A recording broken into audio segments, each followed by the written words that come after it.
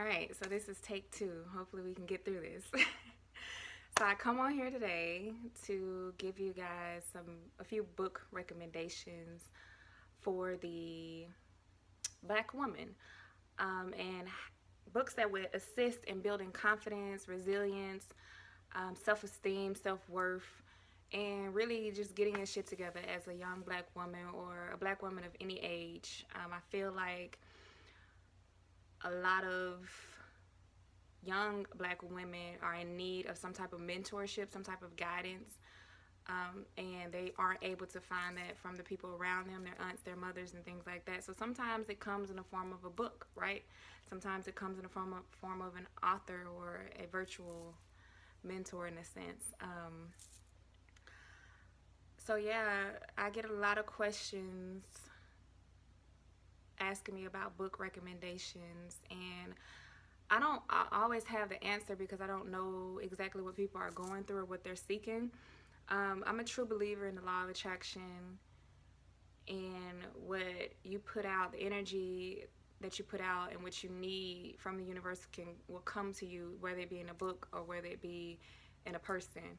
I've often come across synchronicity with books, excuse me, because I've been in environments where I just couldn't get to the people that I need to be around. So a lot of wisdom, a lot of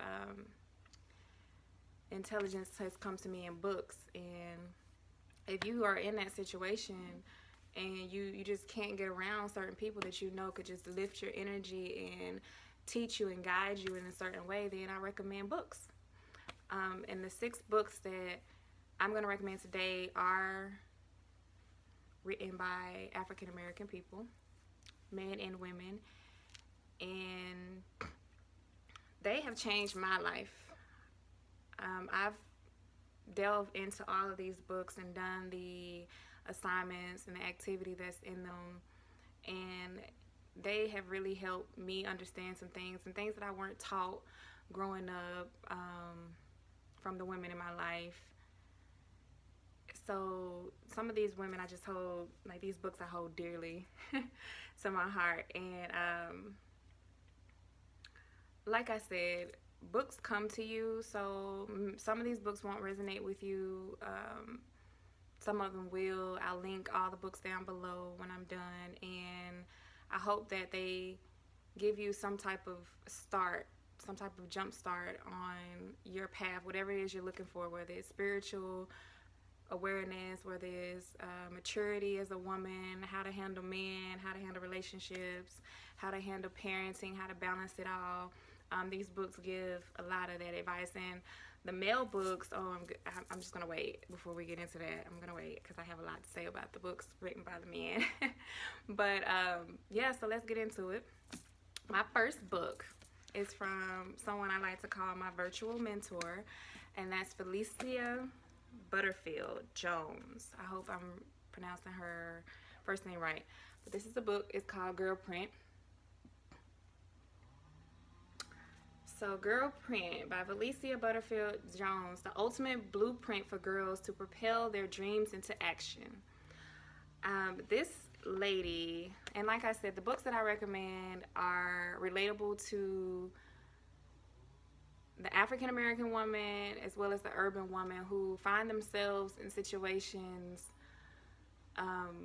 just scrambling, trying to figure out life, trying to figure out relationships, motherhood, and a lot of things that are recommended to us from YouTube people and just different people around the world aren't necessarily relatable to us as people.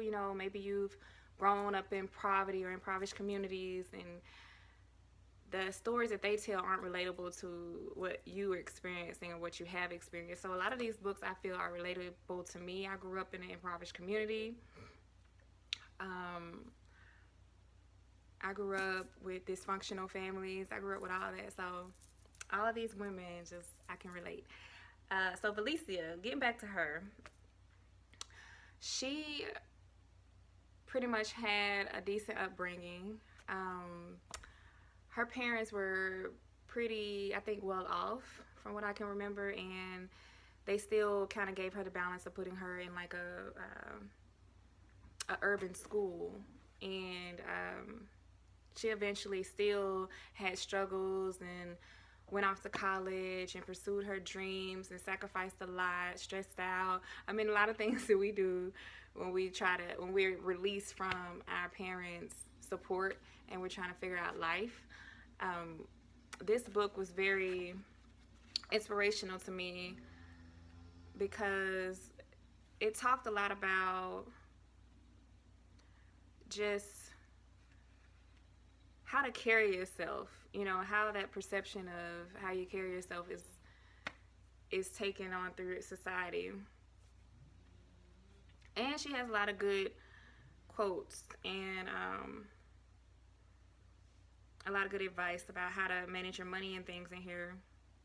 So one of the quotes I love here in this book I have highlighted here, it says, "I learned how to carry myself so that I would never again be carried." I have that highlighted. That was very powerful. When you learn how to carry yourself, you don't have to depend on anyone else to carry you. You don't have to be a victim to your situations and to your surroundings. Here's another one. When we fail to move outside of our norm, we don't allow ourselves to grow. We linger and ultimately decline. So like I said, it's very inspirational. I have a lot of books, a lot of pages highlighted and folded with notes. And a lot of these books have spiritual undertones, which is fine for me because I'm aware that we're spiritual beings. So, yeah. This book is really good. She helped with the Obama campaign, and she's married to, I believe, a basketball player. Not sure. Don't quote me on that one. But get this book, girls. This is really good. My next book is from Cynthia Ochelli, and it's called Resurrecting Venus. So the book is black because I took the cover off. I was doing like this color scheme thing with my with my bookshelf, so I took all the covers off the book. But this is not the cover, obviously. It's black. But Resurrecting Venus from Cynthia Ochelli. Cynthia, I followed her, and all of these people I follow on social media, and I followed them for some time. I signed up for some of their courses. So I'm very familiar with these authors. Like, they became like a personal part of me, if that makes sense. Cynthia Ochelli book, Resurrecting Venus. This was so relatable to me. First of all, Cynthia, I'm going to tell you a little bit about the author. Cynthia's black. I believe she lived in Cali or somewhere around there. And maybe she didn't, I don't know. But I'm just thinking of Cali as I think about her because she's just so like Cali style. But she was a African American single mom who lived in someone's garage at one point with her child. Dropped out of school and became a lawyer and an author. Like, I mean, you have to get the book to know more about the story, but that's like amazing, right? You drop out of school, you don't get your GED, and then you become this lawyer. So this book is really inspirational. We have some chapters. I'm gonna read some of the chapter titles off for you. So one that really resonated with me was The Sacred Ache. We ache for something spiritual as a woman and we don't know what it is, and she kind of gets in detail what that ache is on an emotional level. The dark side of femininity, healing the feminine mind, and honoring the sisterhood. So let me find some things I have highlighted here. And as I said, she has activities for you to do as well. If you follow them, it will give you a lot of reflection on your current thoughts, behaviors, and beliefs towards yourself, towards your feminine essence, towards men. So I really recommend this. Here's one highlight I have here. It says, women rule families and relationships. For as much as men may desire sexual variety, it's women who ultimately allow affairs to happen. Women have the sole ability to shift an entire society towards stronger families. So in this chapter, she was going on towards talking about honoring sisterhood, respecting other women, not initiating affairs, standing strong and, in a sense, forcing men to a stronger family, calling men out on their behaviors, not indulging in that when we know that their actions can potentially break a family or break the hearts of those that care about them. So as a woman on the other side, if you're, you know, engaging in an affair with someone, like, you hold the torch on if that happens or not as a woman, you know. And like she said, we have the ultimate power to shift an entire society to stronger families if we choose to. If we choose to stay disciplined, if we choose to stand strong and make men respect themselves and the people that they have in their lives and make them be honest and communicate clearly, then we as women can shift an entire nation, which I truly believe. And she goes into other details, which I just completely love. If the world is to see your worth, you must see it first. So again, Cynthia Ocelli, Resurrecting Venus, waking Venus up inside of you ladies. Get this book, really good. Next book. One of my favorite authors. One of my favorite books that lay beside my bed, and it's called Gentle Woman. Some of you might have this book. You should follow him. Ethan Barriola. I think I'm saying his last name right. Follow him on Instagram. He's dope. I followed him from this book onto his last book and seen the impacts of this book in his life. I seen his life evolve. I seen him write this book, and he was just kind of putting it out there for people to read. And then next thing you know, he get an amazing deal and just a schmillionaire now. And it's like, whoa. It's really worth it because my boy went in on this book. So, Gentle Woman, Etiquette for a Lady from a Gentleman. Excuse me. So here... So here he talks about his views of a woman from a man. So the two books from the man authors I'm going to give you are man perspectives of a woman. Now, granted, these men are of a different echelons, must say. So these aren't hood dudes. These aren't dudes with no aspirations or desires in their lives. And these aren't dudes that are typically shallow. So why I'm saying that is because you have different opinions and different perspectives from men in different situations. So these guys are college educated, from the hood, might have grew up around women that had confidence and self-worth. So their vision of how women should handle themselves are illustrated in these books. And I admire that. You know, a lot of women don't like to get advice from men, and then you have some that just listen to men more than they listen to women. But, you know, a lot of women feel like you can't tell me how to be a woman because you're not a woman. But this book is really real. He's on point. So if a woman is desiring a man that's a business owner, saying you want a bossed up man, you want a man that's on his stuff, that's bossed up, that's getting deals, that's fly or whatever, you have to change certain aspects of yourself, certain characteristics, certain insecurities, certain habits, certain ways you talk. You have to change a lot of stuff for a man like that to even look at you. It's pretty much what he's saying. So he goes on and on and on. I'm telling you about everything. Talks about the way you speak, the way you carry yourself.